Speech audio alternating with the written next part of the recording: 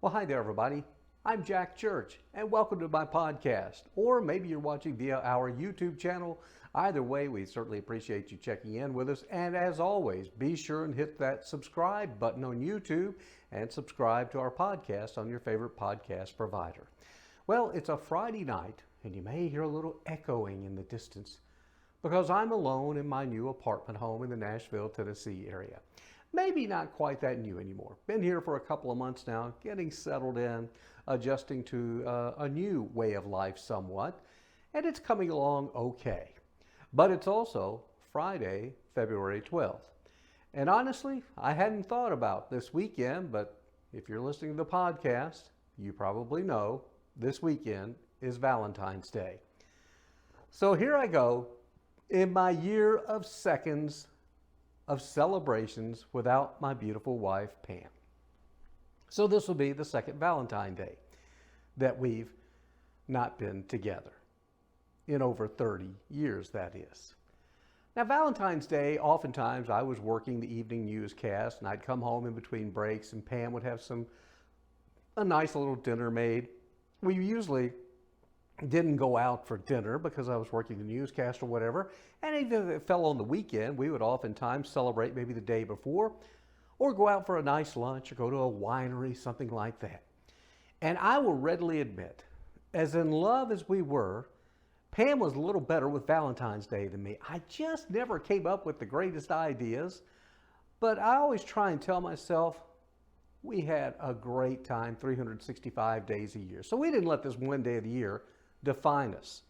But I will tell you that just a couple of years ago, well, a little longer than that now, in 2017, Pam did make for me something for Valentine's Day that just touched my heart.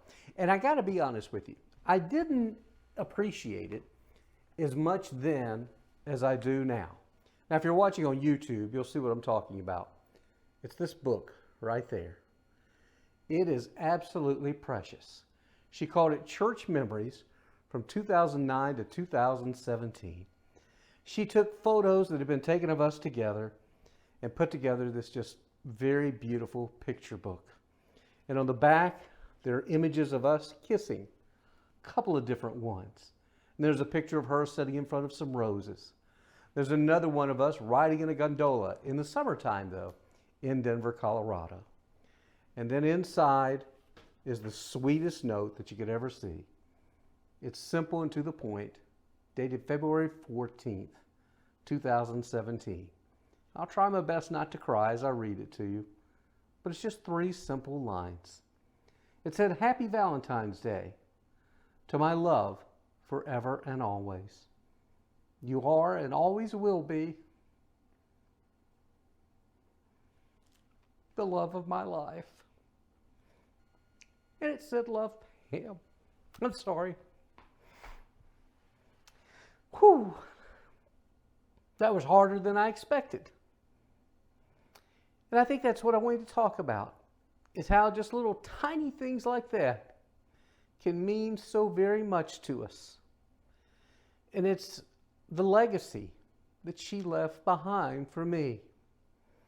It's that assurance of when I look back at that photo book and I look at those beautiful words that she wrote, that I know we had something special. And I think that's what those of us who've been left behind, so to speak, on this Valentine's Day need to keep in mind. We may have lost our loved one, but we certainly did have a wonderful love. At least I hope you did. In my case, I certainly did. Now, of course, there are some of you who've been single your entire lives and you've yet to experience that type of deep love with another person where you've shared your life with them on a permanent basis. Or maybe you're divorced and you're alone on this Valentine's Day as well. Valentine's Day can be lonely for a lot of people.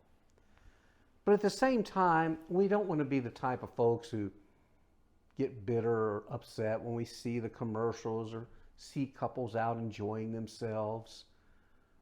We want to rejoice in their happiness. That's what we're supposed to do. And I know sometimes it's hard, but we really do want to do that. And at the same time, we can also take some joy in our singleness now. I know that sounds kind of tough, doesn't it? But we can. We can learn to love ourselves. I've said it 100 times, learn to be our best friend. We have to. We really don't have much of a choice right now. And on Valentine's Day, why not get a special bottle of wine? Make yourself a special meal. Be your own Valentine. Now, if you're like me, though, and you had a Valentine for years, you'll celebrate that Valentine.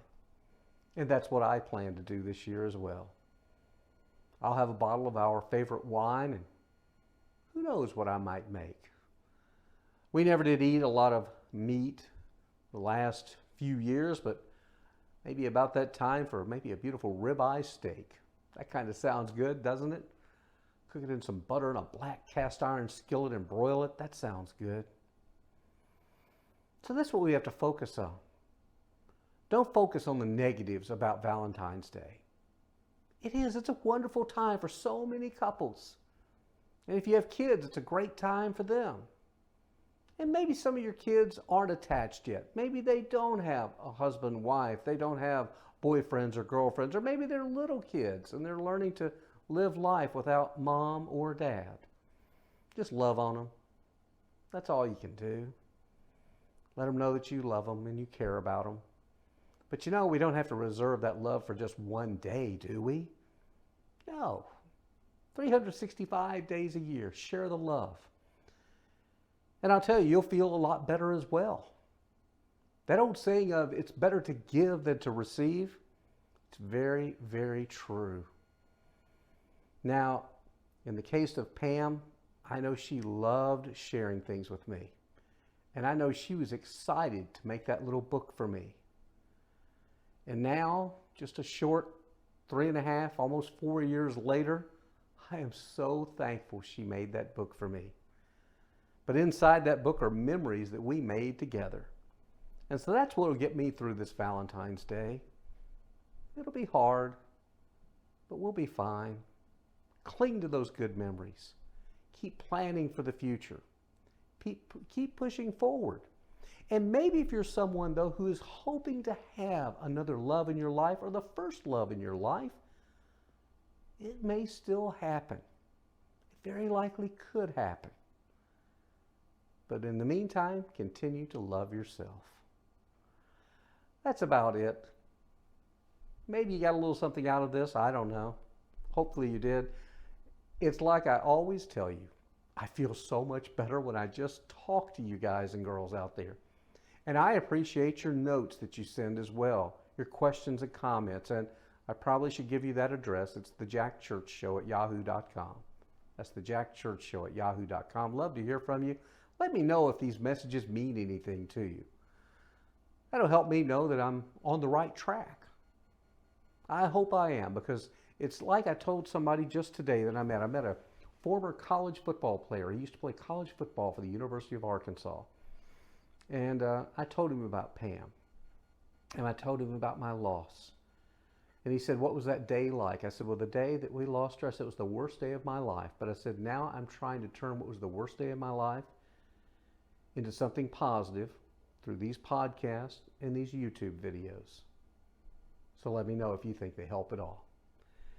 Until we talk next time, as we always say, be sure and subscribe to our YouTube channel, subscribe to my podcast, The Jack Church Show, and let's make it a better day. What is it we say? Have a great day, but a better tomorrow. That's right. Bye now, and happy Valentine's Day.